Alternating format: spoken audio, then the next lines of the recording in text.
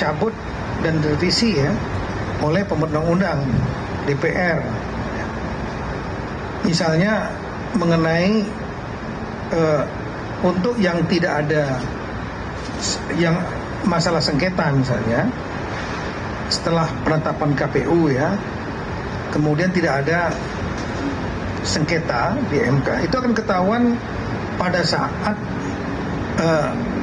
Mahkamah Konstitusi menyerahkan atau memberi informasi tentang namanya BRPK, Buku Registrasi Perkara Konstitusi. Dan sesuai dengan peraturan Mahkamah Konstitusi, itulah tanggal 6 Januari 2025. Dari buku itu, yang bersengketa akan ketahuan jumlahnya berapa. Kalau jumlahnya 300-an ya, yang menggugat. Tapi kalau kita lihat wilayahnya, totalnya adalah 249 provinsi, kabupaten, kota. Yang ada pilkada kan 545 daerah. Yang tidak ada sengketa 296 provinsi, kabupaten, kota. Di antaranya 16 provinsi saya ingat saya. Sisanya kabupaten, kota. Nah, begitu buku BRPK disampaikan, yang mana saja yang sengketa, maka diketahui juga oleh KPU yang tidak bersengketa.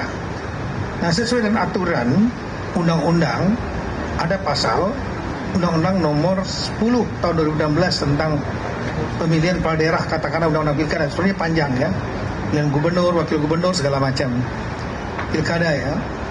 Nah, itu KPU harus menetapkan dalam waktu paling lama 3 hari.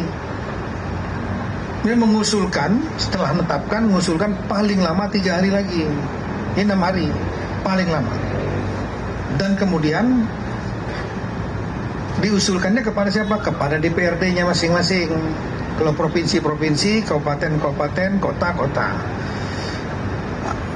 DPRD memiliki sesuai pasal yang selanjutnya, yang juga nggak dicabut atau direvisi, itu 3 hari untuk mengusulkan kepada pemerintah. Dalam hal 3 hari tidak diusulkan, maka pemerintah menunggu sampai dengan 5 hari.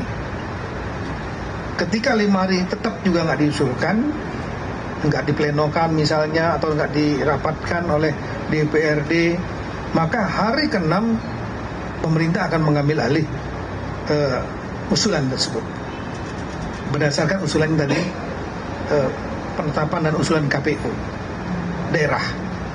Nah, itu kira-kira mekanismenya. Dan setelah itu ada pasal menyatakan dalam waktu 20 hari ya, paling lama 20 hari pemerintah sudah harus melaksanakan pelantikan. Nah, ini pasal-pasal tidak pernah dicabut.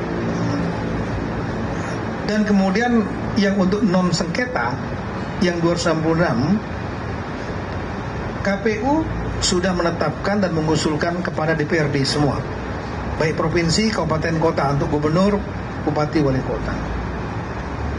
Dan kemudian saya ulangi, 21 bukan 16 ya, mohon maaf untuk gubernur. Nah, kemudian yang untuk gubernur, DPRD provinsi mengusulkan ya, untuk mengangkat gubernur dan wakil gubernur terpilih, dan tentu akan dibuatkan kepres keputusan presiden kepada presiden. Sedangkan untuk bupati dan wali kota ya, yang tidak ada sengketa ini sudah diusulkan oleh KPU, sudah diusulkan oleh DPRD-nya, sudah masuk ke kita nih. Sudah, itu mengusulkannya untuk diangkat kepada Mendagri melalui gubernur. Nah, otomatis semuanya sudah masuk. Ini usulannya semuanya sudah masuk, baik yang untuk gubernur 21 itu di yang non sengketa ya di Menseknek, dan kemudian yang Sisanya saya lupa 275 salah. Itu ada di di Kemendagri. Berapa? Di Kemendagri untuk bupati wali kota. Nah, ini kan kami harus terbitkan SK, surat keputusan Mendagri. Kalau untuk yang gubernur diterbitkan Kepres. Nah, melihat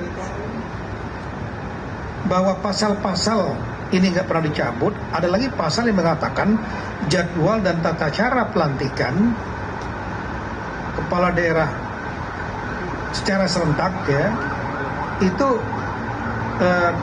akan diatur dengan peraturan presiden. Artinya diberikan mandat oleh pembuat undang-undang kepada presiden untuk mengatur jadwal dan tata caranya.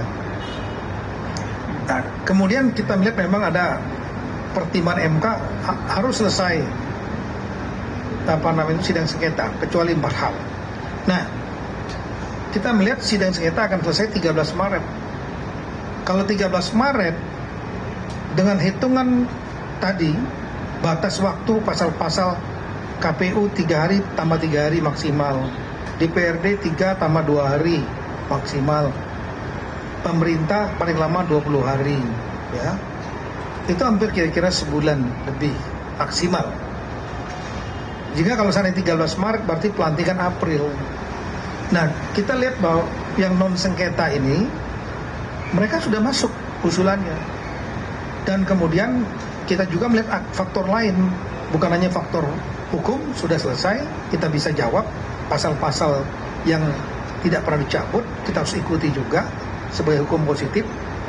Tapi juga perlu ada kepastian politik di daerah itu agar dunia usaha, ekonomi berjalan.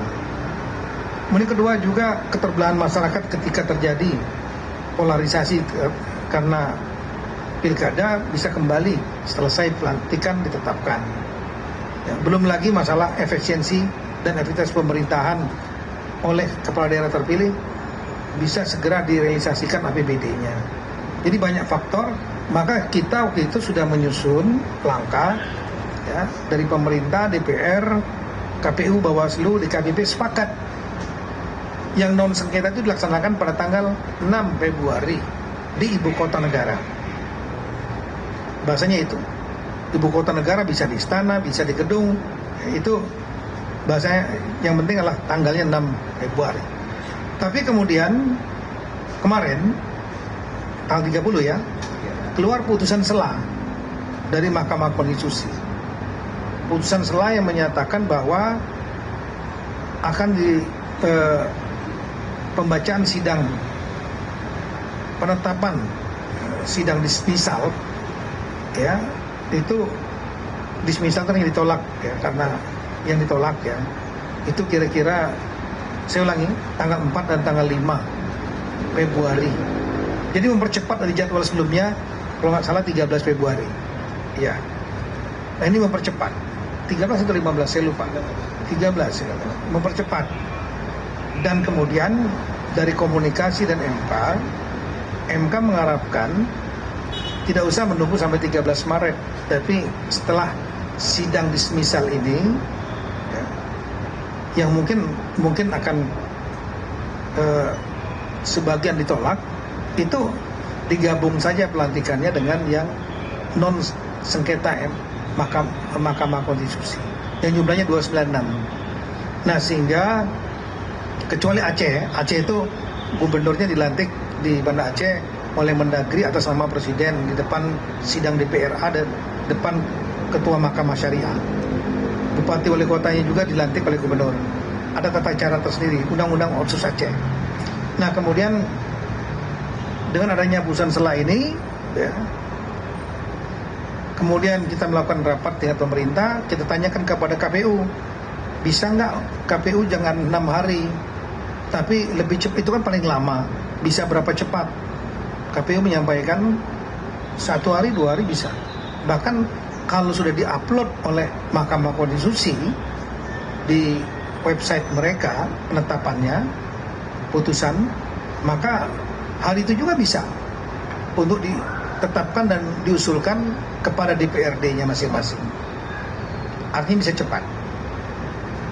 Nah, kemudian dari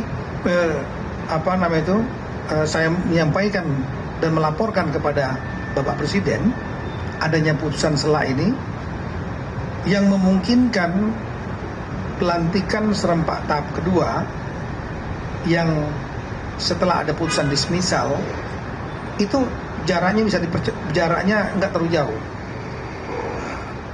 Nah, beliau berprinsip bahwa kalau memang jaraknya nggak terlalu jauh, ya, untuk efisiensi sebaiknya satukan saja antara yang non sengketa dengan yang dismisal. Kalau jumlahnya diperkirakan ya sebagian mungkin ya dari situ. Nah, itu untuk efisiensi. Nah, yang kedua,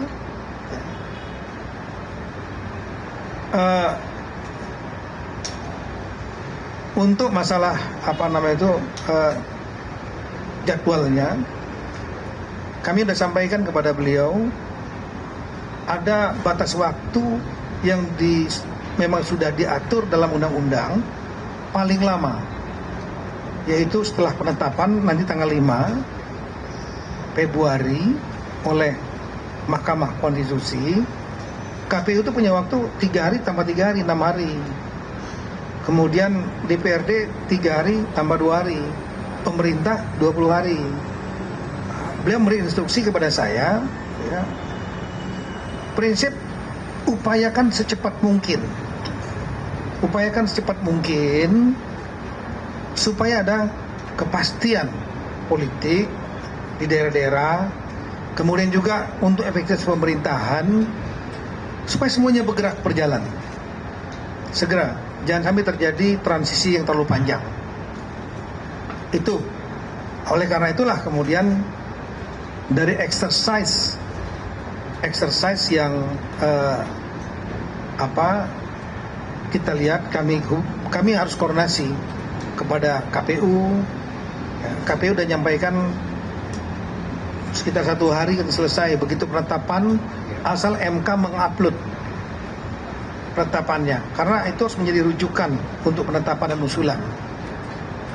Saya nanti sore akan ke MK untuk yang pertama, ya, saya ingin mendapatkan kepastian tentang tanggal penetapan itu, meskipun saya sudah baca peraturan MK sudah direvisi untuk penetapannya tanggal 4 dan tanggal 5, pembacaan putusan dan penetapan tanggal 4 dan tanggal 5 untuk yang dismisal. Saya sudah baca, tapi ingin mendapat keterangan langsung. Yang kedua, ya, saya paham bahwa MK juga menghendaki agar yang sengketa, non sengketa MK dan yang putusan dismisal pelantikannya dijadikan satu agar banyak, keserentakannya banyak gitu. Nah, prinsip kita setuju, namun kita mohon juga kepada MK agar untuk kecepatan setelah ditetapkan tolong diupload dalam website mereka sehingga KPU bisa untuk mengeluarkan penetapan berdasarkan penetapan MK tentang dismisal itu misalnya, atau yang dicabut gugatan seperti Jawa Tengah kan, cabut gugatan itu disahkan juga di situ, ditetapkan. Nah, kira-kira seperti itu, sehingga nanti saya akan sore ketemu Ketua MK, kemudian tentu saya juga minta pendapat hukum dari Mahkamah Agung tadi sudah selesai, ya. Dan kemudian prinsipnya kita akan pelantikan yang pertama, pelantikan yang non sengketa MK 296 itu akan, yang semula 6 Februari akan disatukan dengan yang hasil putusan dismisal, dan saya mengkoordinasikan dengan KPU, dengan para gubernur sekda, dengan juga dengan para pimpinan DPRD yang bersengketa tadi, supaya begitu selesai cepat untuk diproses. Bapak Presiden menginginkan agar proses-proses itu dilakukan sesegera mungkin agar pemerintahan segera berjalan dengan kepastian. Nah itu kira-kira, jadi mengenai tanggalnya saya akan sampaikan lagi setelah kami koordinasi dengan KPU, dengan Bawaslu, dengan Mahkamah Konstitusi. Baru kita nanti pengen tahu ketegasan berapa lama KPU, berapa lama MK bisa mengupload, kemudian berapa tidak menggunakan 6 hari maksimal KPU. Nah, saya sudah koordinasi sebenarnya per telepon 2 KPU dan pimpinan lain, sanggup 1 hari, bahkan setelah diputuskan 1 hari. Bahkan ada yang mengatakan kalau diupload hari itu juga. Baik, bagus. Nah kira-kira seperti itu rekan-rekan sekalian ingin saya sampaikan. Jadi ya otomatis yang tanggal 6 Februari ya itu nanti akan disatukan, saya ulangi, karena disatukan antara yang pelantikan non sengketa MK dengan yang dismisal karena adanya putusan sela kemarin tanggal 30 Januari, maka otomatis yang tanggal 6 Februari kita batalkan dan kemudian kita secepat mungkin melakukan pelantikan untuk keserempakan yang lebih besar. Saya kira itu. Ya. Izin Radit Liputan 6, artinya tanggal. Ya, Radit Liputan 6. Artinya tanggal 6 ini batal, kemudian menunggu berapa yang banyak yang didismisal ya. Yes. Tadi Bapak bilang juga hampir sebagian mungkin. Sebagian gitu ya. katanya. Jadi jumlahnya masih tentatif ya. Kita nggak tahu. Belum tahu. Ya. Kemudian mau konfirmasi tadi di DPRD Jakarta juga menyampaikan kalau ada rencana atau mungkin estimasi jadwal 18-20 Februari ya. Itu bisa dikonfirmasi Pak. Itu exercise kita hitung begini kira-kira. Kalau KPU menurut pasal-pasal yang ada dalam Undang-Undang Nomor 10 dan 16, mereka punya waktu 3 hari setelah penetapan, 3 hari dari MK ya, 3 hari setelah itu paling lama untuk menetapkan. Setelah itu KPUD ya, KPUD. Setelah itu punya waktu diberikan waktu lagi paling lama 3 hari untuk mengusulkan. Ini 2 yang dikerjakan oleh KPUD itu. Setelah ada yang putusan MK, dismisal katakanlah, yaitu 1 menetapkan maksimal 3 hari, kemudian mengusulkan maksimal 3 hari. Kepada siapa? Kepada DPRD-nya. Nah, DPRD memiliki sesuai undang-undang 3 hari untuk melakukan rapat dan kemudian setelah itu menyampaikan usulan kepada pemerintah untuk dilantik. Gitu.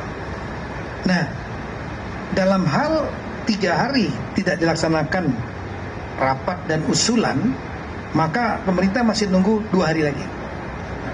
Jadi 5 hari. Hari ke-6 diambil alih oleh pemerintah usulannya. Nah, pemerintah setelah menerima usulan, baik itu dari DPRD atau yang diambil alih, dihitung setelah itu 20 hari maksimal sudah harus dilaksanakan pelantikan. Nah, kata hitung, maka saya harus berhubungan dengan KPU.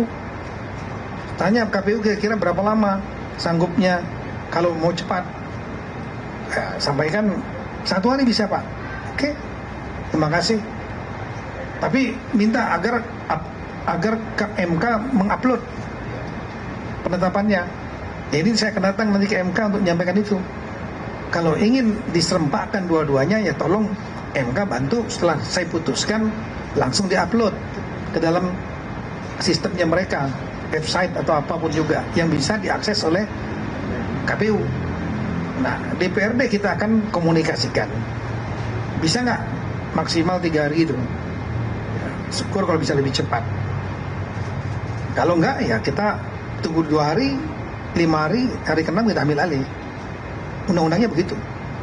Dan setelah itu kalau pemerintah 20 hari, kita udah hitung bahwa proses di pemerintah, di gubernur maupun di kita, gubernur saya minta 1 hari saja. Ya, nanti kita akan zoom meeting dengan gubernur bawa PJ maupun definitif. Ya, maksimal 1 hari. Setelah itu kalau udah masuk untuk gubernur kepada Kepres kepada Menseknek, untuk bupati wali kota kepada Mendagri, SK Mendagri, ya, kita mengeksersis kira-kira 4 hari lah semua kepres maupun SK-nya bisa kita selesaikan. Nah dari situ kira-kira ya lebih kurang 12 sampai 14 hari ya. 12-14 hari kalau dihitung semenjak tanggal 5 putusan, artinya kira-kira tanggal 17, 18, 19, 20. Nah ini yang nanti akan diputuskan oleh Bapak Presiden. Karena jadwal dan cara pelantikan diatur dengan peraturan Presiden. Artinya kami akan setelah mengetahui exercise, ketemu MK, KPU, Bawaslu dan lain-lain, DPRD, ya, Zoom meeting, kepala daerah, gubernur, Zoom meeting. Setelah itu kita tahu waktunya, saya akan melapor kepada Bapak Presiden. Nanti kalau beliau sudah memutuskan waktunya, kita akan tetapkan dengan peraturan Presiden. Kira-kira itu, tekan. Ada lagi yang mau bertanya? Saya Singgi dari Kompas.com. Terkait dengan kepala daerah yang non sengketa, Pak, ini artinya mereka itu sudah di luar dari batas 20 hari. 20 hari. Kita megang putusan MK-nya. Kemudian soal penundaan kembali ini apakah akan dikonsultasikan lagi ke Komisi 2? Hari Senin. Hari Senin nanti ada rapat kerja dengan Komisi 2 DPR RI. Sekaligus juga salah satunya saya akan menyampaikan hal ini. Karena ini kan ada putusan sela yang kita nggak tahu gitu. Yang kemarin tanggal 30. Dan hari ini saya lihat sudah keluar revisi peraturan Mahkamah Konstitusi yang tegas menyebutkan dari tadinya tanggal 13 menjadi tanggal 5 ya, Februari untuk pembacaan sidang dismisal. Yang lain? Ya, izin saya Suara dari Kompas TV, Pak. Mungkin bisa dipertegas lagi, Pak. Apakah nanti pelantikan ini diserahkan ke daerah masing-masing, apa secara serentak? Terus kemudian yang kedua ini, jika ada pengunduran waktu, apakah nanti disesuaikan juga masa jabatannya, Pak? Begitu, terima kasih. 164B, pasal 164B, Undang-Undang Nomor 10 2016. Silakan buka Google nanti ya. Bahwa Presiden dapat melantik secara serentak bupati wali kota. Artinya pembuat undang-undang ini kan pertama kali kita nih terjadi pilkada serentak ini. Nah, pelantikan serentak pun ada di dalam undang-undang 1016. Amanat itu ada.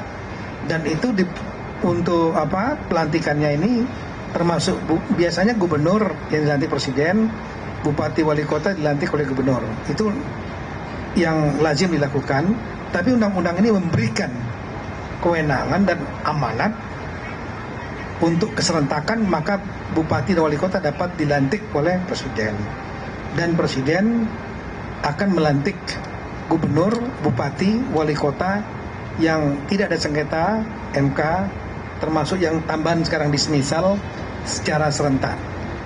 Itu. Yang kedua tadi apa, Bang? Oh ya, masa jabatan itu kan sebenarnya sudah diatur di dalam seperti dalam undang-undang, ya, dalam undang-undang nomor 10 2016 itu ada untuk masa jabatan kepala daerah hasil pilkada tahun 2020 berakhir pada tahun 2024, artinya 31 Desember 2024. Tapi kemudian ada gugatan dan kemudian ke MK, dan MK kemudian memutuskan bahwa masa jabatannya bukan 31 Desember 2024 menganulir itu, tapi masa jabatan hasil pilkada 2020 berakhir setelah dilantik hasil pilkada tahun 2024 yang 27 November. Saya kira itu. Baik, satu lagi terakhir. Singkat saja Pak, kalau untuk tadi kan nanti akan ada rapat kerja bersama Komisi 2 di hari Senin nanti depan. Apakah itu akan sekaligus keluar atau menginformasikan tanggal resmi atau mungkin penetapan tanggal pelantikannya seperti itu Pak di Senin depan itu?